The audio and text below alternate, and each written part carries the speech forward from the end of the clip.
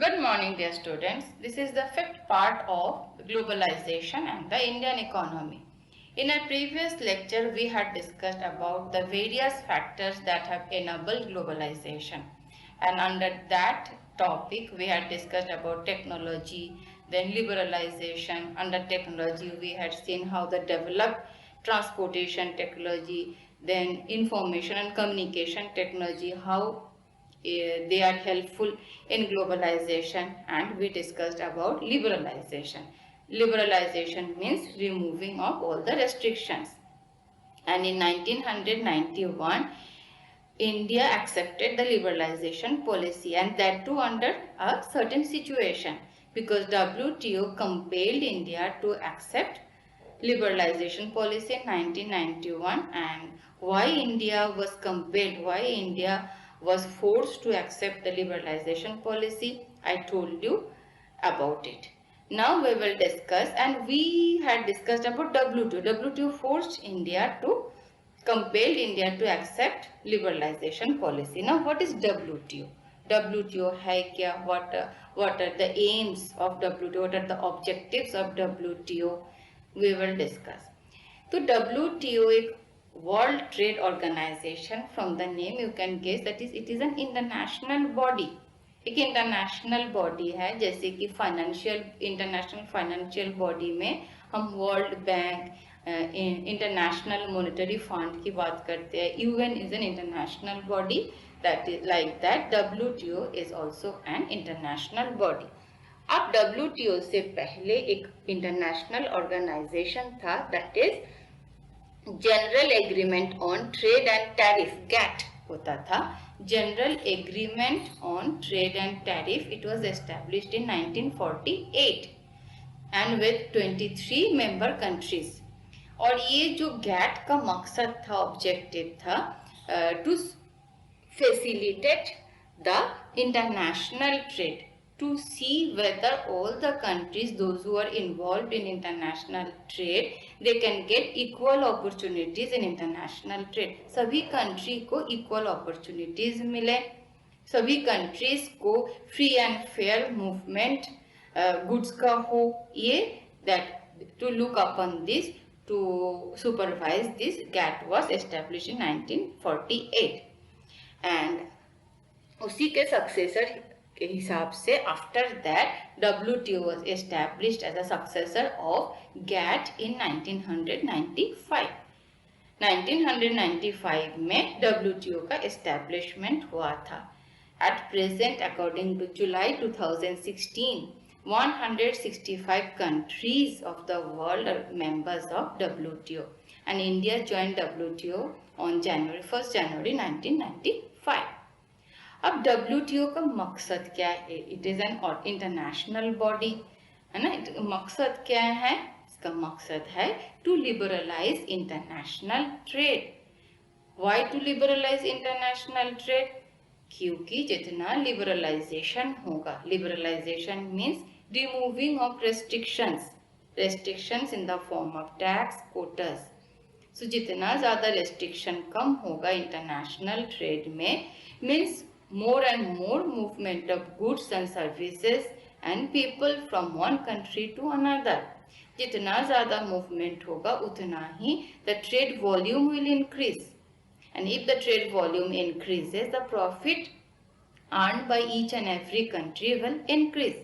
The financial economic condition of the country will improve. And for doing this, the WTO ने क्या किया? Liberalization को, policy को as a aim, they adopted the policy of liberalization. अब ये जो policy है लिबरलाइजेशन की फ्री एंड फेयर ट्रेड होगा. कंट्रीज जो मेंबर कंट्रीज है वो क्या कर सकते हैं, क्या नहीं कर सकते हैं. So that is why the WTO, they have established some rules and regulations also regarding international trade. कुछ रूल्स एंड रेगुलेशंस भी बनाए हैं regarding the international trade, and they also supervise whether WTO also supervises whether the member countries they are obeying those rules and regulations or not. According to the rules and regulations, the member countries are supposed to follow all the rules and regulations. But reality में क्या होता है ये? Reality में क्या होता है? जितने भी 165 members से developing countries हैं. Developing countries means they are economically weak as compared to the developed countries. So that is why the developing countries, as they are economically weak, they are obeying, they are following the rules and regulations made by WTO. But to developed countries, they are not following. Up next you will ask, you can ask me, वो follow नहीं करते हैं तो WTO उनके against में कोई action नहीं ले पाते हैं. They are economically very strong, उसका economy strong है. They never bother about WTO, वो WTO को भाव नहीं देते हैं. That is why the developed countries, they are not obeying the rules and regulations made by WTO. इसमें क्या problem हो रही है? कुछ countries, developing countries, they are following, developed countries, they are not following. Next question, तो इसमें नुकसान क्या है, फायदा क्या है? नुकसान किसका है, फायदा किसका है? अगर आप देखोगे तो developing countries है. चलो let us take an example of India. India is a developing country. तो इंडिया ने according to WTO's rules and regulations market को ओपन कर दिया. मार्केट ओपन कर दिया मतलब इंडियन मार्केट में now you have wide choice of goods. जितने भी जो फॉरेन गुड्स आपको मिलते हैं, क्यों? Due to liberalization. अब इससे क्या प्रॉब्लम होती है? यूएस बेस्ड कंपनी की गुड्स भी है, जापान की कंपनीज की गुड्स भी है, चाइना के गुड्स है. तो जो लोकल कंपिटिटर्स है, जो लोकल प्रोड्यूसर्स है, स्मॉल प्रोड्यूसर्स है, उनके लिए मुश्किल हो जाता है कंपीट करना, क्योंकि दे आर बिग जायंट्स. जो डेवलप्ड कंट्रीज के इंडस्ट्रीज है, फैक्ट्रीज है, they are big giants, they are very rich. तो जो इंडिया के लोकल प्रोड्यूसर्स हैं, उनके लिए कंपीट करना मुश्किल हो जाता है, उनको प्रोटेक्शन नहीं मिलता है. तो धीरे धीरे वो खत्म, फिनिश्ड हो जाते हैं. अब जो डेवलप्ड कंट्रीज है वो क्या करते हैं? वो अपना सामान डेवलपिंग कंट्रीज में तो बेचते हैं, लेकिन वो अपना मार्केट डेवलपिंग कंट्रीज के लिए बंद करके रखा है. मीन्स इंडिया अगर चाहते हैं तो वो यूएस में जाके कुछ सभी गुड्स नहीं बेच सकते हैं, क्योंकि उसमें यूएस गवर्नमेंट ने रेस्ट्रिक्शंस लगा के रखे हैं. So this is unfair. According to WTO restrictions should be moved, चाहे वो डेवलपिंग कंट्रीज हो, चाहे वो डेवलप्ड कंट्रीज हो. तो that is why the developing countries they are facing problem. वो तो मार्केट ओपन कर दिए हैं, कोई भी कंट्री में से कोई भी सामान उनके कंट्री में आप बेच सकते हो, लेकिन वो अपना सामान नहीं. तो हमने एक ज्योग्राफी में बैलेंस ऑफ ट्रेड भी पढ़ा था लास्ट चैप्टर में, जब हम लाइफलाइन एंड इंडियन इकोनॉमी हम पढ़ रहे थे, तो उसमें भी हमने बैलेंस ऑफ ट्रेड पढ़ा था. तो बैलेंस ऑफ ट्रेड का मतलब क्या है? Difference between export and import. And favourable balance of trade का मतलब क्या है? When export is more than import. This is desirable for each and every country. जितना ज्यादा आप एक्सपोर्ट करोगे उतना ही कंट्री की इकोनॉमी के लिए अच्छा होता है. तो all the countries they want to export more and more goods and they want to import less goods, essential goods, तभी जाके इकोनॉमी डेवलप होगी. अदरवाइज अगर आप सिर्फ इंपोर्ट करोगे, एक्सपोर्ट नहीं करोगे, तो from where you will get the foreign exchange, foreign reserves? Foreign reserves तो आपको मिलेगा नहीं. That is the problem the developing countries are facing. इसमें एक एग्जाम्पल है रिलेटेड टू एग्रीकल्चर. अगर एग्रीकल्चर में देखोगे, आपके बुक में भी एक डिबेट ऑन ट्रेड प्रैक्टिस है. इसमें क्या होता है? इंडिया में more than 50% people are dependent on agriculture. इसमें स्मॉल एंड मीडियम फार्मर्स ज्यादा है. कि स्मॉल एंड मीडियम फार्मर्स ज्यादा है मतलब their condition is not that good. They are not able to compete with the farmers of a developed countries. ये possible नहीं है. आप यूएस में क्या है? इंडिया में more than 50% people are engaged in agriculture, US में 0.5%. इतने कम लोग 0.5% they are engaged in agriculture, they are farmers. अब वो फार्मर्स भी डेवलप्ड फार्मर्स है, technologically sound, financially sound, still the US government they provide huge amount of money to their farmers. तो US government farmers को बहुत ज़्यादा पैसे देते हैं प्रोडक्शन के लिए और एक्सपोर्ट के लिए भी। तो जो जब यूएस फार्मर्स को सब्सिडीज मिल जाती है गवर्नमेंट की तरफ से, तो वो अपना प्रोडक्शन बहुत कम प्राइस में बेच सकते हैं। लेकिन इंडिया में अगर आप सोचोगे गवर्नमेंट की तरफ से सब्सिडीज नहीं है, ऊपर से farmers medium and small farmers हैं, तो उनका कॉस्ट ऑफ प्रोडक्शन ज्यादा है। कॉस्ट ऑफ प्रोडक्शन ज्यादा है, अगर जिस चीज का कॉस्ट ऑफ प्रोडक्शन 10 रुपीज है तो कम से कम वो आप तो 12 रुपीज में बेचोगे, 2 रुपीज तो उसमें से प्रॉफिट आप कमाओगे। लेकिन यूएस जो फार्मर्स हैं उनको सब्सिडीज 10 रुपीज में से 5 रुपीज उनको सब्सिडी मिल जाती है। एक्चुअली उनका प्रोडक्शन कॉस्ट होता है 5 रुपीज, अगर एक्चुअल 5 रुपीज है तो वो 10 रुपीज में भी बेच सकते हैं, 6, 7, 8, 9, 10 रुपीज में बेच सकते हैं, जो कि इंडियन फार्मर्स नहीं कर सकते हैं। That is why Indian farmers are affecting badly with these rules and regulations of WTO। WTO का जो रूल्स हैं जिसके लिए इंडिया अपना मार्केट ओपन कर चुके हैं, but the developed countries they have not open their illegally, they are not opening their economy. तो developed countries they have unfairly retain the trade barriers, जो नहीं होना चाहिए। फेयर अगर ट्रेड है, फेयर डिस्कशन है, अगर कोई भी चीज फेयर करना है तो अकॉर्डिंग टू WTO सबको ही ट्रेड बैरियर्स हटाना है। लेकिन यूएस ने अभी भी ट्रेड बैरियर्स रखा है, जिसके लिए Indian farmers they are adversely affecting. So now हम देखेंगे impact of globalization. Impact of globalization में कुछ points I have shown you here. Let us discuss these points, then we will discuss in details. अब impact of globalization में first increased trade. Increased trade means greater choice of goods. ये तो अपने first lecture में आपने देखा है।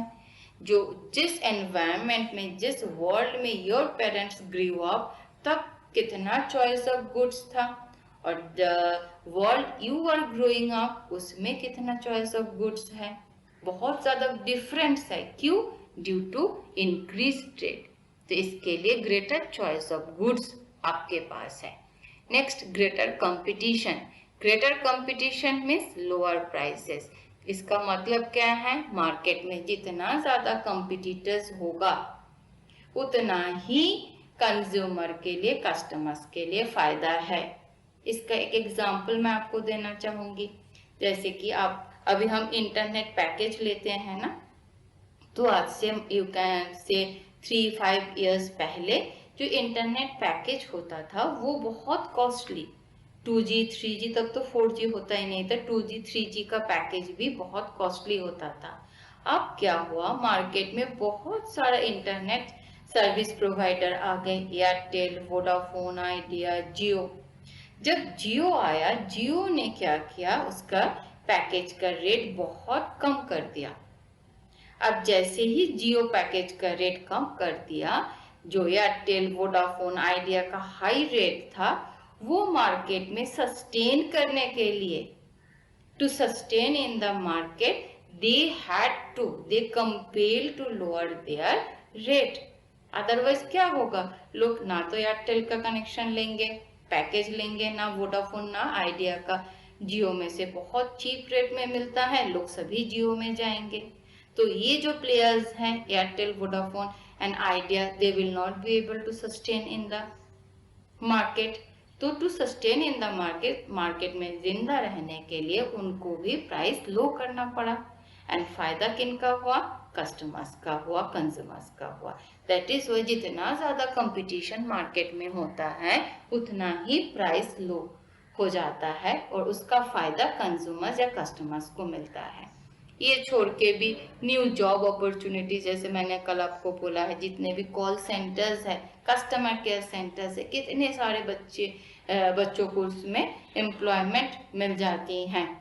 तो India is full of good English speaking people, कितने टैलेंटेड इंजीनियर्स हैं, उनको भी एमएनसीज में कितने सारे लोग काम करते हैं। तो न्यू जॉब अपॉर्चुनिटीज भी हैं, manifold expansion of Indian market का भी एक्सपेंशन हुआ है क्योंकि मार्केट में वाइड रेंज ऑफ चॉइसेस है। ये छोड़ के addition in the foreign exchange reserves in the country, जब बाहर से फॉरेन इन्वेस्टमेंट होता है, ये multinational corporations. Globalization means MNCs, जब एमएनसीज आते हैं साथ ही साथ इन्वेस्टमेंट, फॉरेन इन्वेस्टमेंट भी लाते हैं। Foreign investment means addition in foreign exchange भी होता है। This is good for the economy, क्योंकि कभी भी हम कुछ भी इंपोर्ट करना चाहते हैं तो हमें फॉरेन रिजर्व्स की जरूरत है। Without foreign reserves we can not import any essential goods. जैसे कि आपको पता है कंट्री में पेट्रोलियम प्रोडक्ट्स की कमी है, बहुत ज्यादा कमी है, तो पेट्रोलियम प्रोडक्ट्स हमें इंपोर्ट करना पड़ता है and for that we need foreign exchange. आप ये छोड़ के देखो, कुछ ये जो भी हमने डिस्कस किया है, these are the positive impacts of globalisation. अब कुछ नेगेटिव इम्पैक्ट्स भी हैं। नो जॉब सिक्योरिटी, जो वर्कर्स है उनका जॉब सिक्योरिटी नहीं है, कभी भी जॉब में से निकल सकते हैं। लो वेजेस मिलते हैं क्योंकि पॉपुलेशन ज़्यादा है, काम के लिए कंपटीशन ज़्यादा है। That is why the people agree on low wages. Long working hours होते हैं। Unequal competition means MNC is a big giant. I told you, किसी एमएनसी के पास तो इतने सारे पैसे हैं, उनका बजट इतना है, किसी कंट्री का टोटल बजट से भी ज़्यादा है। एक कंपनी की बजट एक कंट्री के बजट से ज़्यादा है। Can you imagine? So they are very big giant. तो उनके साथ जो लोकल प्रोड्यूसर्स हैं, लोकल प्रोड्यूसर्स कम्पीट नहीं कर पाएंगे, तो नुकसान क्या होगा? The local producers they will not be able to sustain in the market.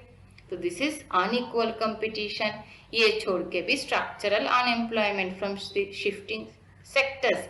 जब स्ट्रक्चरल अनएम्प्लॉयमेंट मीन्स जब डिमांड नहीं होते हैं गुड्स की, तो क्या करते हैं इंडस्ट्रीज एम्प्लॉयमेंट को घटा देते हैं, लोगों को निकाल देते हैं। जब लोगों को निकाल देते हैं दे बिकम अनएम्प्लॉयड। तो एक जगह ऑब्वियसली एम्प्लॉयमेंट है, एक जगह से छोड़ के और एक जगह वो नौकरी में लग जाते हैं। तो ये जो इन बिटवीन जो गैप होता है 1 मंथ, 2 मंथ्स या 6 मंथ्स या 15 days, this is structural unemployment. तो ये these are the negative impact of globalization. So in our next lecture we will discuss the impact of globalization on the economy. Economy में workers के ऊपर globalisation का क्या impact है, consumers के ऊपर क्या इम्पैक्ट है, प्रोड्यूसर्स के ऊपर क्या इम्पैक्ट है, एमएनसीज के ऊपर क्या इम्पैक्ट है। So I hope this much is clear to you. Thank you and have a good day.